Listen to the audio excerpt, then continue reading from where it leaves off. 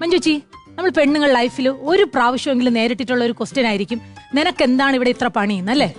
വെളുപ്പിനെ കോഴി കൂവണതിന് മുമ്പ് എണീറ്റ് കോട്ടുമായിട്ട് പറഞ്ഞ കോഴിയുടെ മുഖത്തൊക്കെ കൊഞ്ഞനം കാണിച്ച് അരി അടുപ്പത്തിട്ട് ചായയും കാപ്പിയും കറിയും എല്ലാം ഉണ്ടാക്കി കൃത്യസമയത്ത് കുട്ടികളെ സ്കൂളിലും കെട്ടിയവനെ ജോലിക്കും അയച്ച് അലക്കി തൂത്ത് തുടച്ച് മീൻകാരൻ മജീദൊക്കെ വരുമ്പം അങ്ങേരടുത്ത് വായിട്ടലച്ച് 2 നത്തോലിയെങ്കിലും എക്സ്ട്രാ വാങ്ങി കറി വെച്ച് ബാക്കി എടുത്ത് പൊരിച്ചിട്ട് കോഴിക്കൂട്ടി പോയി കോഴി മുട്ട ഇട്ടാൻ നോക്കുമ്പോൾ അത് അപ്പുറത്തെ സുധാകരന്റെ വാഴപ്പണയിൽ ഇട്ട് വെച്ചിരിക്കും.